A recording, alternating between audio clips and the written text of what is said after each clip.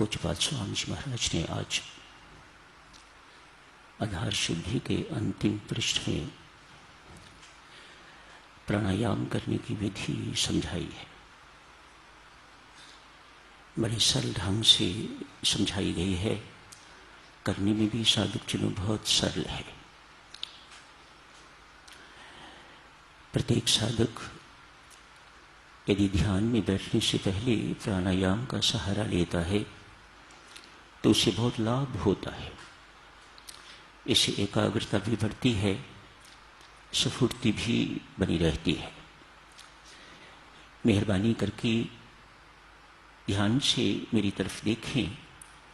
जो स्वामी जी महाराज ने ढंग बताया है, किस ढंग से हमें प्राणायाम करना चाहिए। प्राणायाम करना साधकजनों हमारा लक्ष्य नहीं है। हमारा लक्ष्य उसके बाद की बात है। अपना लक्ष्य याद रखोगे तो फिर उसी अनुसार प्रयास, उसी अनुसार साधना पर भी बल दिया जाएगा।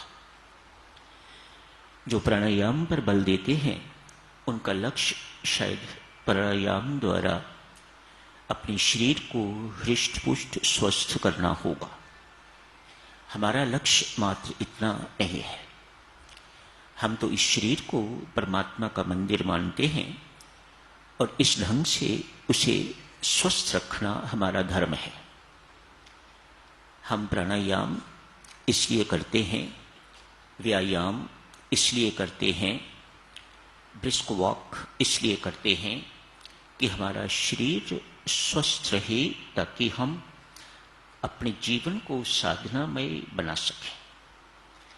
हमारा लक्ष्य अपने जीवन को साधनामय बना के रखना है। जीवन में साधना ही नहीं है तो इस शरीर को क्या करके रखना। जीवन में भक्ति ही नहीं है तो ये शरीर किस काम का है, किस लिए मिला हुआ है। ये भोग करने के लिए, खाने के लिए, पीने के लिए, सोने के लिए, बच्चे पैदा करने के लिए नहीं। ये शरीर किसी उच्च लक्ष्य की पूर्ति की प्राप्ति के लिए मिला हुआ है, याद रखिएगा। कैसे करना है प्राणायाम? आप खड़े होकर भी कर सकते हैं, बैठ के भी कर सकते हैं साधक। आप अपने ध्यान कक्ष में भी कर सकते हैं। हमारा लक्ष्य ध्यान में एकाग्रता, ध्यान में स्फूर्ति बनी रहे। थका मांदा व्यक्ति आया है, दिन भर काम किया है, चाय पीने की भी फुर्सत नहीं, कॉफी पीने की भी फुर्सत नहीं, सीधा समय हो गया है, वह ध्यान के कक्ष में, पूजा के कक्ष में जाके बैठ जाता है। जैसे ही नमस्कार शब्द पढ़ता है तो आंख लग जाती है, सारा समय इसी में व्यतीत हो जाता है।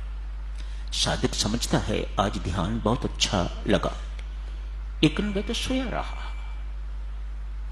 वह विश्राम ध्यान के कारण नहीं, वह तो जो तंद्रा, जो नींद आ गई, झपकी आ गई, वह उसे विश्राम देगी।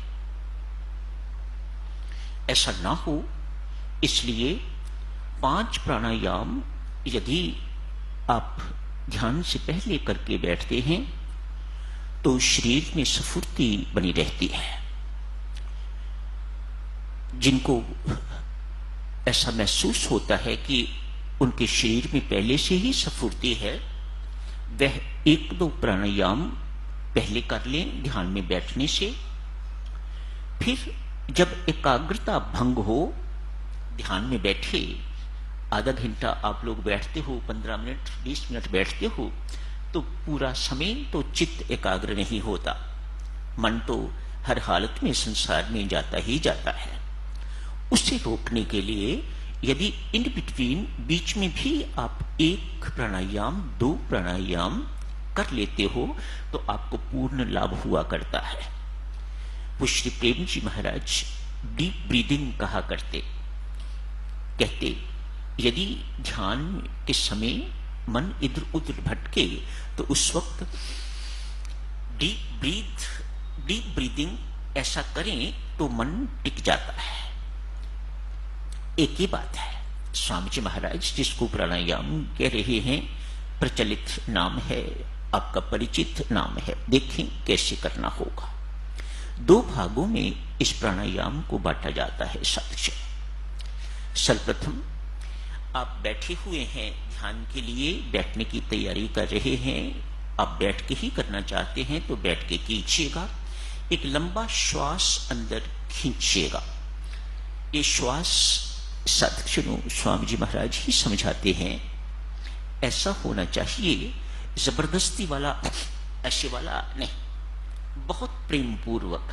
स्वामी जी महाराज उदाहरण देते हैं, ये कैसा होना चाहिए, जैसा एक नन्हा मुन्ना बच्चा, शिशु मां का दूध जिस प्रेम से प्रीतिपूर्वक बहुत धीरे धीरे बहुत प्रेम पूर्वक पीता है, उस प्रकार से धीरे धीरे श्वास को भीतर खींचिएगा। श्वास खींचते वक्त चूंकि आप श्वास अंदर ले रहे हैं, आप चाहते हैं कि पूरी की पूरी बाहर की ताजा हवा हमारे अंदर भर जाए, इसलिए पेट आगे को उबरता है, छाती फूलती है। देखें, छाती भी फूलती है, पेट भी आगे को उबरता है, ताकि फेफड़ों को अधिक से अधिक जगह मिल सके, वह अधिक से अधिक वायु को, बाहर की वायु को भीतर खींच सके, ग्रहण कर सके। आपने कैसे किया? छाती भी फूल रही है, पेट भी आगे को बढ़ रहा है। उसके बाद इस प्राणायाम का अंतिम भाग है, उस श्वास को छोड़ना नहीं, अभी रोकिएगा। उसे कुंभक कहा जाता है। बहुत महत्वपूर्ण है ये कुंभक, पहले भाग से कहीं अधिक महत्वपूर्ण है ये कुंभक, अर्थात श्वास को रोकना। अल्पकाल के लिए, जबरदस्ती नहीं करनी। अभ्यास हो जाए तो आप जितनी देर के लिए मर्जी रोकिएगा, पर अभ्यास नहीं है तो जबरदस्ती नहीं करनी। उस कुंभक करते हुए हमारा लक्ष्य याद रखिएगा, चाहे हम श्वास खींचते हैं, चाहे हम कुंभक कर रहे हैं, राम राम राम राम निरंतर चलते रहना चाहिए। विशेषतः जिस वक्त आप कुंभक करते हैं उस वक्त तो राम राम जरूर चलना चाहिए। कुंभक खत्म हुआ, अब श्वास को धीरे धीरे बाहर निकालिएगा। जो अंदर भरा हुआ था उसे बाहर निकालना है। बाहर निकालने के लिए ये जो पेट पहले उबरा हुआ था, जगह बनाने के लिए अब इसको पेट की ओर सिकोड़ना है। जैसे आप श्वास बाहर करोगे तो इसे पीठ की ओर सिकोड़ोगे तो जितनी भी अंदर की वायु है, वह गंदगी जहां जहां से इकट्ठी हुई है, वह सारी की सारी बाहर निकल जाएगी। इस प्राणायाम का दूसरा भाग खत्म नहीं हुआ। अब आपने बाहर श्वास निकाला है तो बाहर भी कुंभक कीजिएगा, उसे बाह्य कुंभक कहा जाता है। वहां फिर श्वास को रोकिएगा। अगला प्राणायाम शुरू करने से पहले, अगला प्राणायाम, अगला श्वास जो भीतर लेना है उसे लेने से पहले फिर कुंभक कीजिएगा। बाह्य कुंभक एवं भीतरी कुंभक, 2 कुंभक, इससे एक प्राणायाम पूरा हो जाता है। ऐसे 1 या 2 प्राणायाम विधि पूर्वक आप करते हैं तो आपको ध्यान में स्फूर्ति बनी रहती है, एकाग्रता लाभ होती है। मत सोचिएगा अब हम बूढ़े हो गए हैं इसलिए ये नहीं कर सकते। इसके लिए कोई आयु की बात नहीं है।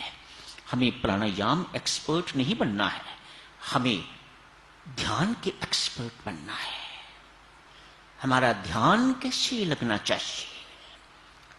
हमारा ध्यान मन संसार में न जाए, केवल परमात्मा पर टिका रहे।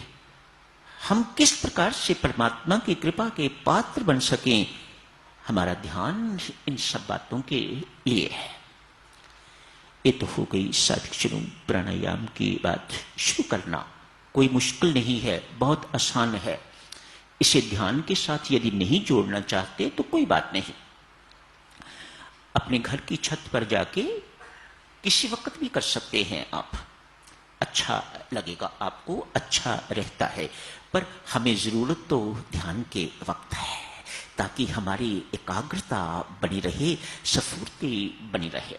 इसलिए सुबह शाम 2 वक्त जब आप ध्यान के लिए बैठते हैं तो प्राणायाम उसी वक्त कर कीजिएगा, लाभ होगा, परमेश्वर की कृपा लाभ होगी।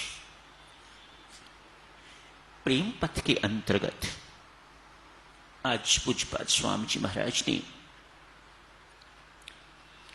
प्रेम के प्रबल्य पर, प्रेम की प्रबलता पर, प्रेम कितना बलवान है, शब्द प्रयोग किया, कितना बलवान है, इस पर स्वामी जी महाराज ने बल दिया है। अंतिम 2 दृष्टांत इसी के ऊपर हैं, प्रेम कितना बलवान है, उसका प्राबल्य। साधुजनों, संसार के जितने भी संबंध हैं उन सब संबंधों में किसी न किसी मात्रा में नोक झोंक चलती है। कोई भी संबंध है, संसार के जितने संबंध हैं इनमें नोक झोंक चलती रहती है। ये नोक झोंक बहुत बदनाम है। जहां सास बहू का संबंध आता है, ननद भाभी का संबंध आता है, देवरानी जेठानी का संबंध आता है, इन सब में से भी सास बहू का संबंध बहुत बदनाम है। सास सोना भी बन जाए, बहू किसी न किसी प्रकार से उसके अंदर खोट ढूंढ लेगी। बहू सर्वगुण संपन्न भी क्यों न हो जाए, सास एक क्षण में अनेक दुर्गुण उसके अंदर वर्णन कर देगी। ये संबंध ऐसा बदनाम संबंध है। एक चुटकुले से शुरू करते हैं। एक लड़कियों का स्कूल है,